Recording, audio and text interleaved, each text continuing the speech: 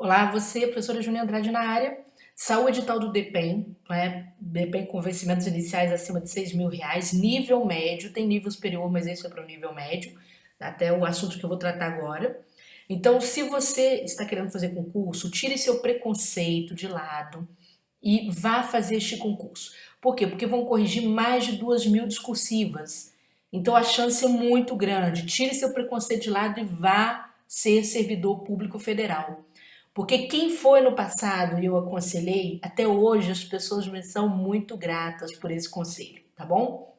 Então, para você que vai realmente começar a estudar, eu vou te dar uma dica de discursivas, uma dica quente, uma dica que faz total sentido, que não seria novidade nenhuma para nenhum professor, nem para mim, nem para ninguém trazer esse assunto aqui. Gente, os temas de discursivas, o tema de redação do DPEM, naturalmente vai tratar de assuntos afins, né, ligados aí, por exemplo, ao sistema prisional. Então, o que que acontece? A gente tem essa questão da pandemia, não é, da Covid-19, e a prova de vocês é logo depois, né? Ela está marcada para setembro, prova marcada dia 6 de setembro. Então a gente tem uma chance enorme de ter um tema como este daqui, faz total sentido de ele ser cobrado na discursiva, tá? Então esse aqui é um dos temas do meu curso, eu trouxe aqui para vocês analisarem este tema comigo, eu vou dar várias dicas aqui de como desenvolver esse tema. Bom, isso aqui é um tema padrão do CESP, né? Seria este modelo que o CESP trabalharia muito provavelmente, trazendo como tema central a responsabilidade do Estado em relação à população carcerária, né? Responsabilidade total. Vocês que já estão acostumados a fazer discursivas do CESP já sabem que, em não havendo nenhum elemento introdutório, tá? Aqui em cima, nenhum comando para você se posicionar em relação ao tema central, ou em relação a algum item, você já pode montar sua discursiva a partir dos aspectos temáticos, que são o quê? Que vem de forma subsequente ao tema central, tá bom? E aí você já sabe toda aquela história, né? Se você não sabe, me acompanhe no meu canal, o canal Júnior Andrade, você vai achar lá no YouTube, tá certo? Para você ir pegando dicas do CESP de um modo geral. Bom, mas você que já vem estudando, eu acho que boa parte já conhece as provas do CESP, eu vou considerar assim, porque aqui é uma dica, tá bom? Então eu vou falar um pouco mais rápido. A banca te pede 3 itens que você tem que responder de forma precisa, organizada, não é? E de forma objetiva. Então, essas 3 preocupações fazem parte, elas constituem pilares das discursivas do CESP, de um modo geral, tá bom? Então, qual é a primeira dica que você vai encontrar? Muito provavelmente nessa relação. O CESP sempre trabalha a causa de alguma coisa, tá? O efeito decorrente de alguma coisa e algum processo de solução. Em que ele vai perguntando, né? A banca vai perguntando isso aqui de forma diferente a cada situação, tá? CESP, quando a gente fala CESP, gente, a gente está falando de Sebrasp mesmo, que é o nome novo que recebe a sua organizadora. Então, o que acontece? O CESP sempre trabalha dessa forma, causa, efeito e solução. Como assim causa? Ou ele te pede para falar sobre a origem de alguma coisa, ou para você contextualizar algum problema, tá certo? Ele te pede para você buscar saídas ou traz aqui consequências ou efeitos. No meu tema eu nem trouxe as consequências ou efeitos, eu fui trabalhando mais a questão mais técnica mesmo do assunto, e te pede uma solução. Sempre aqui, ou medidas que são tomadas pelo Estado, pela sociedade ou pelos indivíduos. Tá bom? Então o CESP trabalha desta forma. Quem fez prova da Polícia Rodoviária foi assim, quem fez prova da Polícia Federal foi assim, tanto para escrivão, quanto para papilo, quanto para o agente. Então, a estrutura do CESP é desta forma. É claro que a gente no curso vai mostrando, olha onde é que está isso, qual a expressão e tal. Bom, de qualquer maneira, por que eu estou falando dessa forma? Porque na hora de você estudar, qualquer que seja o tema, é importante que você pegue um caderno, transforme em caderno de redação e anote causas, efeitos, medidas mitigatórias, tá? Ou medidas de solução, ou medidas de redução, certo? E isso aí tem que estar bem sistematizado dessa forma, senão você não se prepara para a redação devidamente. Bom, tirando isso, vamos lá. Gente, vamos falar de conteúdo.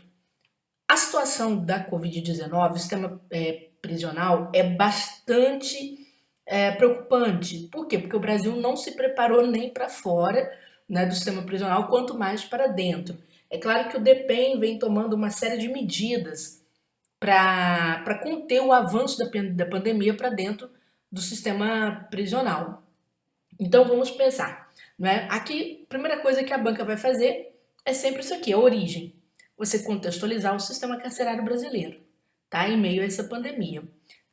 Esse item A não é segredo para ninguém. Por quê? As pessoas vão falar que é superlotado, né? Os presos vivem em condição de salubridade, vão falar que as prisões elas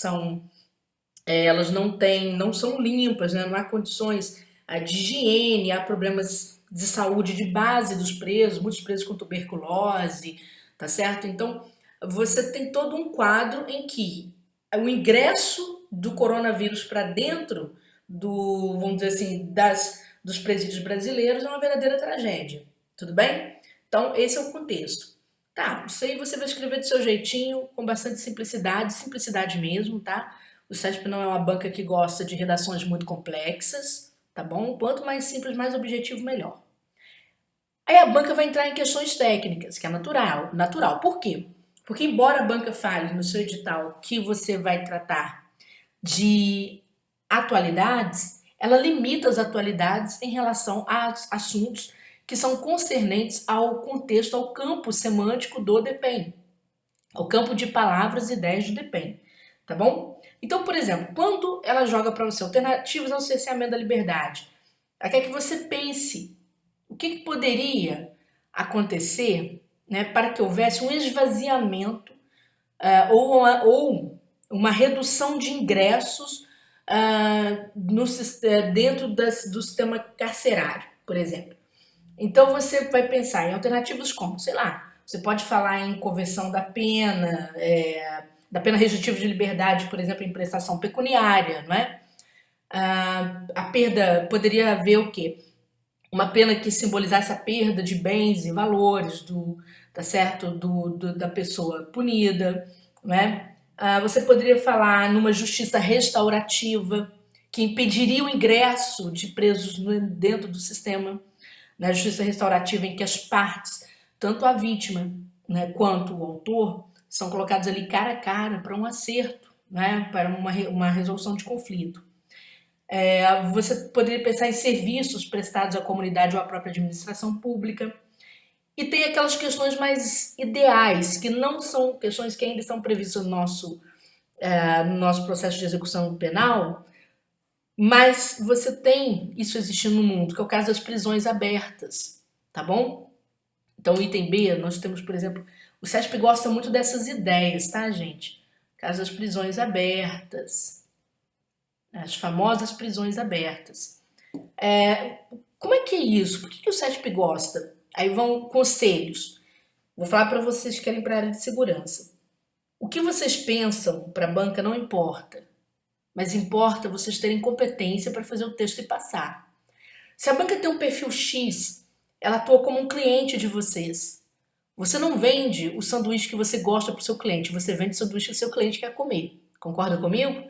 Tudo bem. A banca, o CESP Sebrasp é uma banca muito humanista.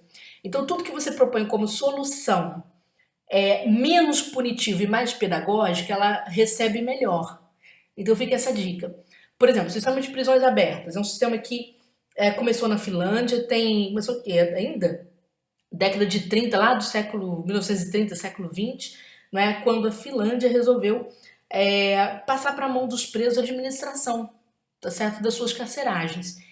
E foi uma questão que deu muito certo, porque mesmo pessoas que tinham pegado prisão perpétua, essas pessoas resolveram cuidar das suas prisões e não saírem, elas não fugiram.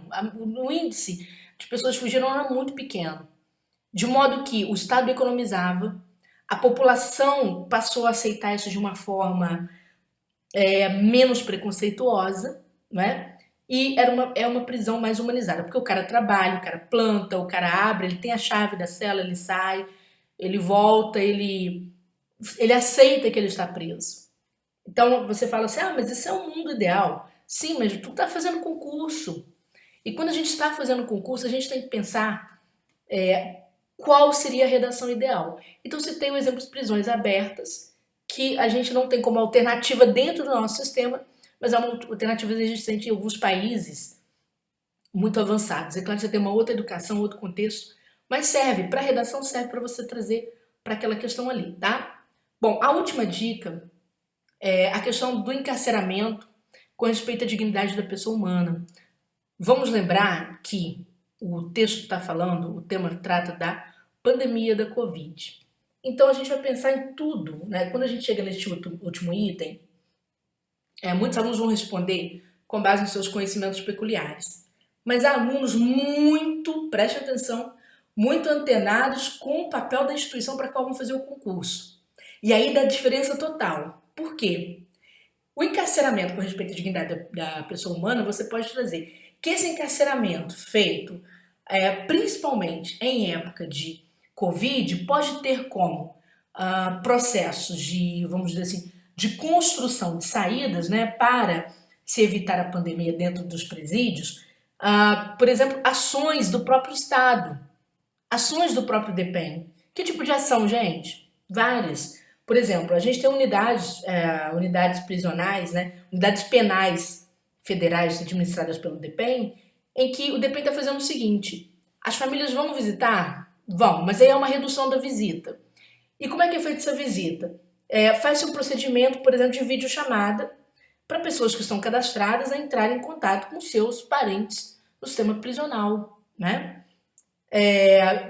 Por exemplo, a prestação da assistência religiosa, que é direito do preso, né? Ao mesmo tempo, a limitação da visita física para evitar que haja pandemia, não é? E a saúde do preso seja colocada em risco, tá certo? Ou mesmo do próprio visitante. O próprio DPEM seguir protocolos de prevenção do Ministério da Saúde, né? Você pode trazer isso como processo de, vamos dizer, de encarceramento com respeito à dignidade da pessoa, porque há uma preocupação com a saúde.